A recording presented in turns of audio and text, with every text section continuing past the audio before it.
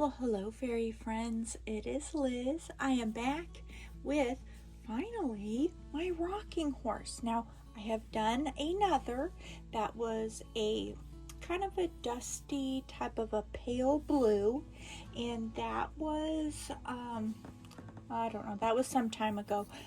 This was just a plain,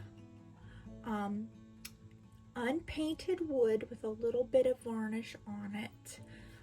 And that was it. It had some maybe fake leather, like tack, I guess, the bridle and everything. No saddle of any sort. And then the mane and the tail were kind of like a straw type of a material, like a coarse straw. So I'm not really sure. Both of them are very sturdy. If I can get on it and not break it, then you know it's sturdy. So I do believe that kids use them, you know. I do believe they were made for that, but I think also for the time period, these are really cute to have around, you know, in primitive decor and such, in the 80s and the 90s. So I believe it probably was used, but the coarse hair on it that stuck up, I can't imagine that would have been very fun for little kids' soft little cheek to scratch against. So I just did the same thing I did with the blue one. I went and got a replacement mop, but that's what I got because it's kind of got that look to it. It's not a finished out type of a trim. Like you go to look at it and it's that material that you expect. So in that sense, and I know I'm talking a lot about this horse, I have no clue why I have so much to say about it, guys. Please please bear with me. There's a thought process that goes on as I'm working, and I don't usually plan things out. I use what I have and I go from there. I let the materials themselves almost always tell me where it needs to go, and in part I like the creation process that way, but I also, you know, it's necessity as well because it's just what you have on hand. I like the white, the crisper, brighter white with the antique white, so I just threw on one of these secondhand little doilies that someone had given me. This is a Swiss dot wired ribbon, and I got that from Garnet a long time ago, and some different lengths of lace. Here's one that's a little bit thicker here. A bunch of flowers that I actually got in a bunch that you can get at Walmart. Get this a little bit closer so you can see. This ribbon right here is just rose ribbon. I still need to paint the eyes. I need to make the ears to put on. As you can see, they're missing. And then I do want to put something like a little something there that looks like a buckle or a button or something there, and I'm thinking like a gold with like a pearl-ish type of a thing, like a decorative button there, just to try to finish it out. So it looks cute without this little doily on, but it looks cute with it too. So the main thing here was just me painting the daggone thing, which I finally done. And I'll just bring up my paints and my glue gun if it's not in here. I thought I had a glue gun in here. And that'll be a quick thing to do. Make the ear and I'll paint the eyes, kind of like I did for the blue one. And these were just blackish brown. So probably what I'll do is not a realistic eye, but just something endearing and sweet at least. So there is that. I got a thing in the mail yesterday, I think it was yesterday. I'm gonna move this up a little bit closer so I can come around. I'm cleaning in the guest room. We're having an out-of-town guest. It's actually not just out of town. This person is from Canada.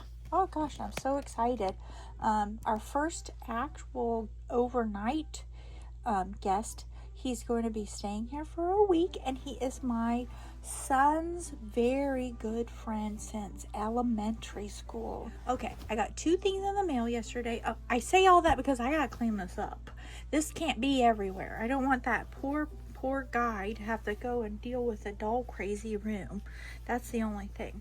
Okay, this has been on my watch list for a while, and different times I've looked at purchasing it, but I just didn't because I couldn't find one that didn't have stains or wasn't bleached out.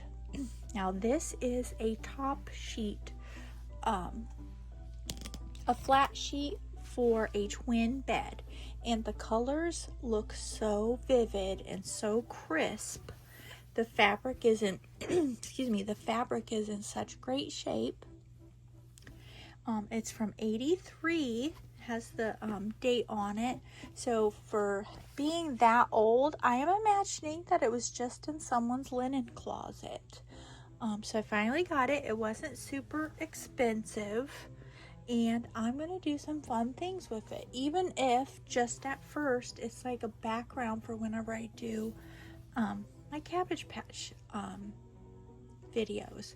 So it has this one. I counted 7 groupings of the dolls on here, which I feel like is a lot. 7 different, I guess, motifs, I suppose, or cameos, or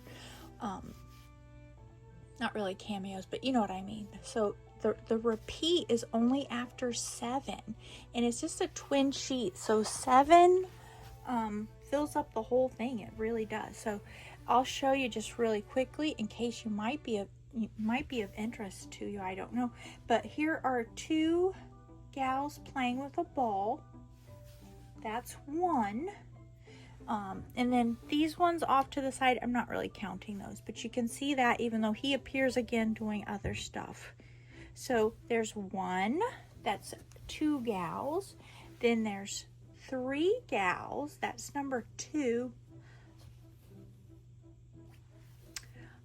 Then there is another scene, which is 2 gals.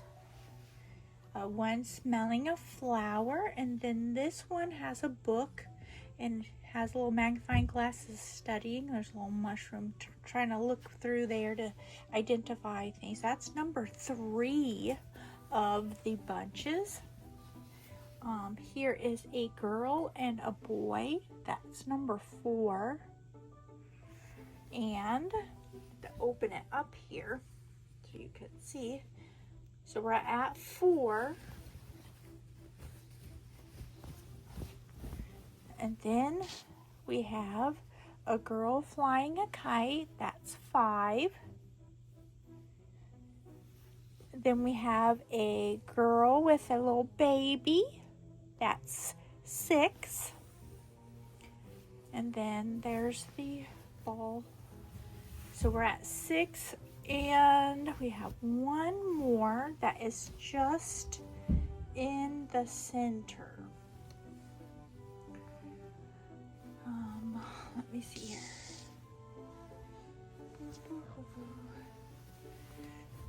Just in the center of the sheet, so it only appears once. So that was 6, and then we got this one in the center with the Cabbage Patch, so that's 7 altogether. Isn't that so cute? I just love it.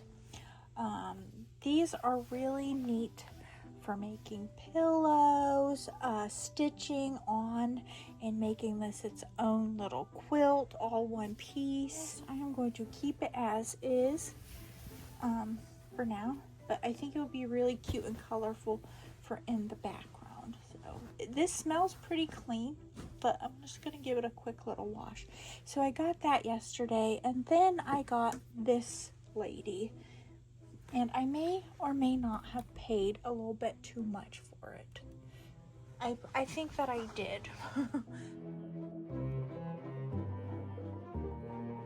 So it puts you in the mind of the Vogue baby deer. Not exactly, of course, but the clones even of these dolls, the copycats or knockoffs, whatever you'd like to call them, they command a high price also. I do believe, cause I don't have an actual baby deer, but I do believe that there's a little bit more of a definitive, like defined chin crease, and then more definition and sharpness in the sculpting of the Cupid's bow, but that can be remedied with paint. You can just, accentuate the outline of it, kind of like how you do for makeup. It's not marked in any way.